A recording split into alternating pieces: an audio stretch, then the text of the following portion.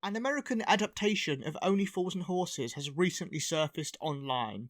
If you don't know, Only Fools and Horses is widely recognised as one of the most successful and popular shows in British comedy history. It broke all sorts of TV rating records when it aired in the 80s and 90s and early 2000s, and it's something that's widely recognised and quoted to this day, and clips of the show are often cited as some of the funniest moments of British TV history.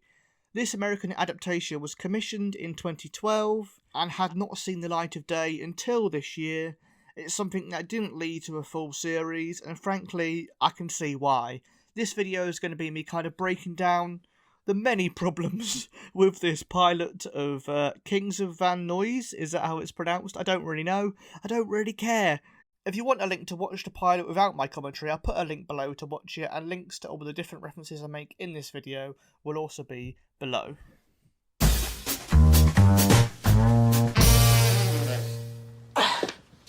Hey, Grandpa, can you grab the door for me? No, thanks. Guys, how hot do I look in this jacket, huh? My first issue straight away with this sitcom is the flat is too big and it looks too nice.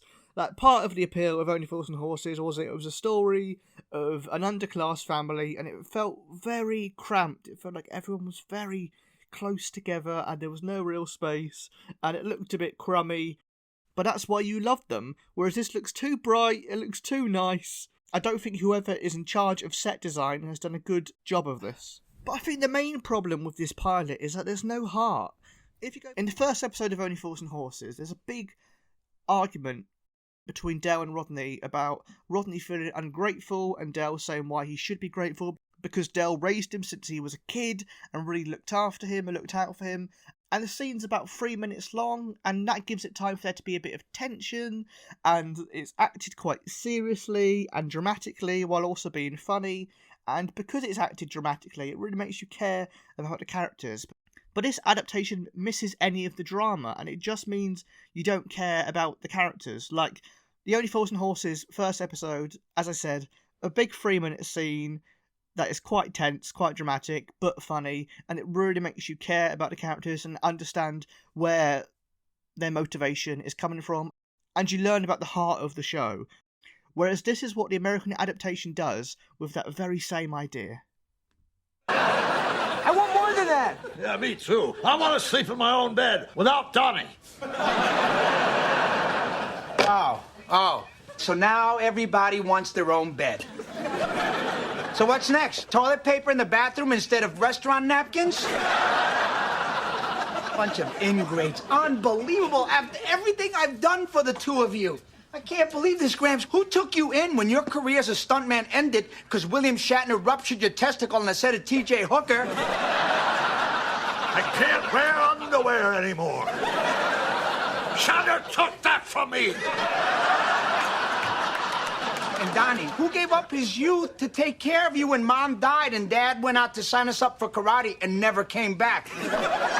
Come on, just trust me. Let's go to the bar. I'm telling you, this deal's gonna change our lives, man. Come on, everybody's going. You too, Gramps. Come on. Okay, I'll put my pants on. Ah! What should be a moment that really teaches you about the real heart of the show and the real emotion and drive of the show is instead completely undermined by a low-hanging fruit joke about, frankly, Christopher Lloyd's low-hanging fruit.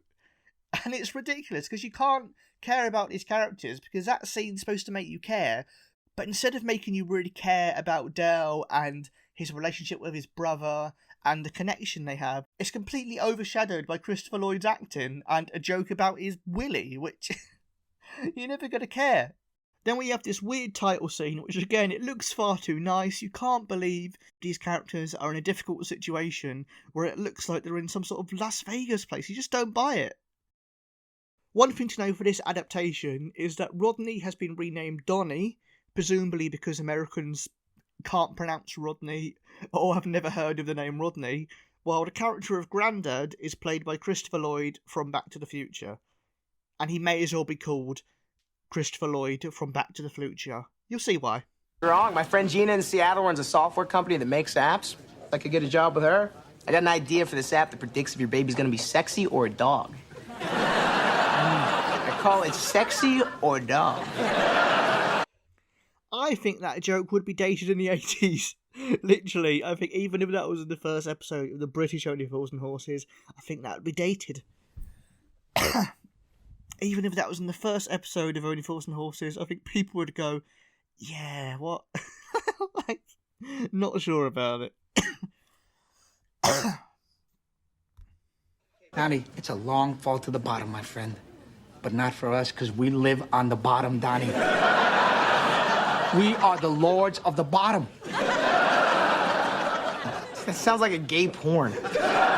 A big issue with this sitcom is the writing. I don't think the writing actually makes the characters at all likeable.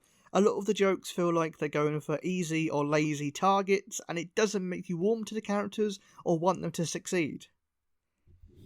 So the characters aren't likeable, there isn't much heart, but I've not even shown you the worst character in this adaptation, because, this gives a whole new meaning to the phrase trigger warning, because nothing I can say can prepare you for what they have done to Trigger. Just think of your beloved Trigger in the British version, very deadpan, very reserved, but very funny because he was low energy, and this is Trigger in the American adaptation.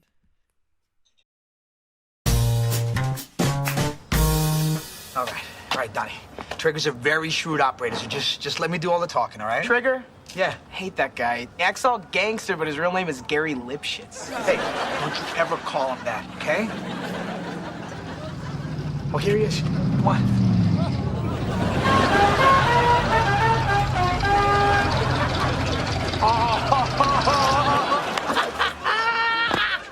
Yo, she swag, right? You know, I'm lying. Oh, my God, this is killer, baby. What's up? Donnie, check it out. Is this killer or Yep. what? You look at this thing. It's incredible. All right, just make me an offer.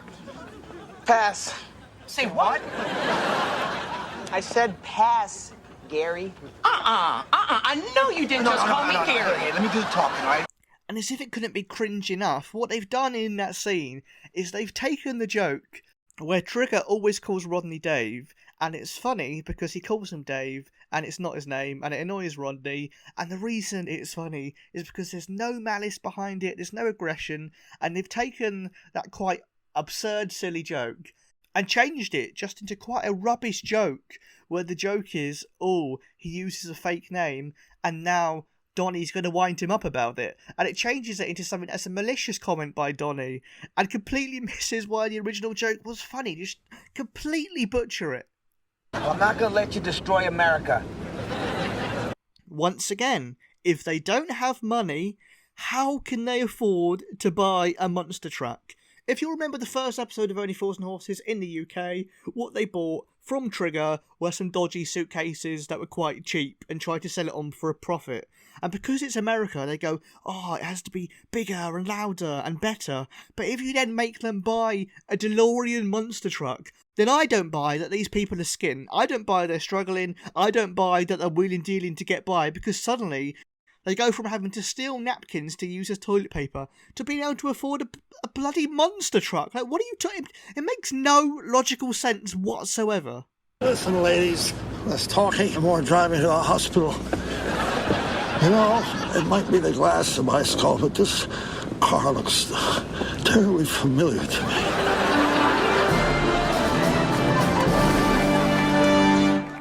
Yeah, did you get it? Did you get it? Because it's Christopher Lloyd from Back to the Future. What? Christopher Lloyd from Back to the Future? That's right, if we point out he's the guy from Back to the Future, it's just another reason for you to go, hold on, this probably isn't a working class family, is it? Just once again, it takes you out of that believability. You don't believe they're actually scrapping to get by. You don't believe they're struggling, so why would you care? Why would you care? Why would you believe their story? I'm telling you, the monster truck DeLorean would be perfect for your daughter's bat mitzvah. Yeah, it's about $5,000 a day.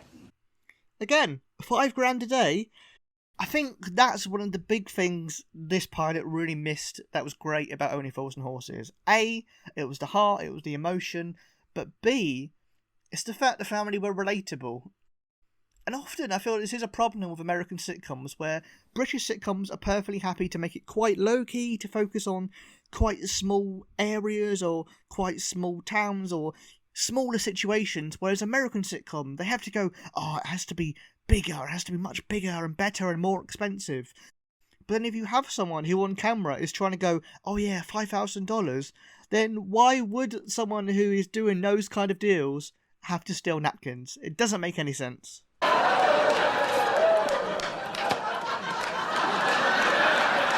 I see your concussion has caused you to dress like a gay astronaut. Oh, yay, another joke that would feel outdated even in the 80s. And logically, it doesn't make any sense. If he was wearing a pink stuntman costume, I'd maybe go, okay, I can see how you can go, oh, it's like a gay astronaut. All he's wearing is a blue stuntman costume, so logically, they've gone, we want to make a joke about him wearing that stuntman costume, but how can we make it funny? I know, let's put another gay joke in there. Just really lazy writing. Just do better. This is 2012, man. For some reason, the granddad character is a stuntman. I don't know why, but quite a lot of the plot of this pilot is about him and him wanting to be a stuntman again.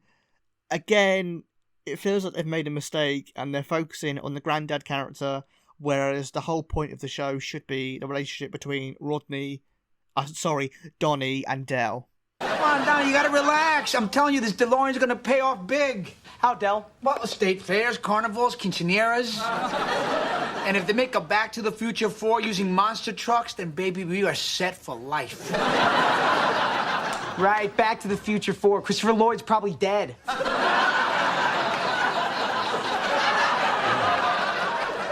Yeah, I think he is. So this is a 22-minute long pilot where there are 3 direct references to Back to the Future in the first 11 minutes.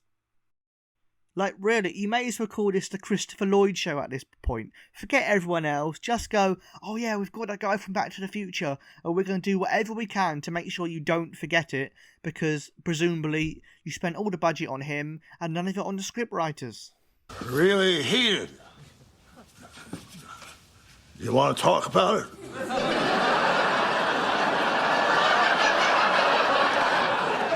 I'm not in the mood right now, Gramps. And could you please take a couple of steps back? I can see your heartbeat.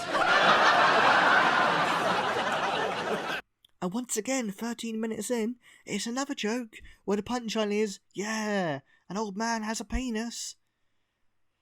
Hilarious. Again. She tries to pressure him into sex, and when he doesn't want to, threatens to tell her dad that he molested her. Tonally, it just feels a bit dark and grim. The episode ends with a weird scene where Del's in a monster truck being traced by a robot dinosaur. Yeah, I did say that, yeah. You may remember the first episode of the UK version. It ends with Del throwing a suitcase into the river, but Americans, it has to be much bigger and more exciting. And you just go like, where would you go from here? If this was commissioned for a series, like, would this happen every episode? Would go with this? Like, in one episode 2, would they be flying to space? Like, where do you go from here? It's just far too big and far too, like, yeah, we gotta make it big and exciting. It's like, no, that's not what the... I just like, no, that's not what the show should be about. In 1997, there was a sketch produced by Lucas and Williams where the basic premise was send-ups of bad American adaptations of UK sitcoms. And they made a 7-minute long sketch called Only Jerks and Horses. And this sketch, it had the Americans not able to say the name Rodney. It had them messing up the Dave joke from Trigger. It had a character who was inexplicitly gangster. And it had them going, oh, we've got to make something really big technology because it's American and it's got to be big and stand out. So that's a 7-minute sketch from 1997, 15 years before this was made. And that sketch was taking the mick out of really bad, lazy American tropes in their adaptations of UK shows. But still, this actual version 15 years later used that many of those tropes. Nice one, Del. Look, Roderney. No, call me Dave. But your name is Roderney. No, but it will be funny if you called me Dave. Yeah, right. Look, Dave. Look, Roderney. Being a professor at Harvard only entitles me to a modest salary. Del Boy's tip enables me to buy that house in Malibu, divorce my new wife, and make a sizable donation to the Church of Scientology.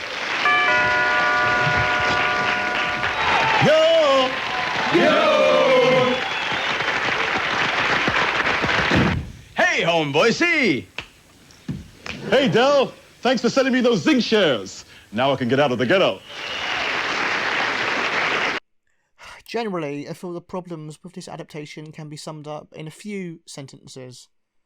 One, I feel that they've missed the whole underclass, working class aspect of it and just gone, oh, wouldn't it be funny to do a show about a dodgy wheeler dealer and to put him in these crazy situations? And they've completely missed one of the great things about the show was the fact that it did show like a normal family in relatively normal situations, and that's kind of why people loved it.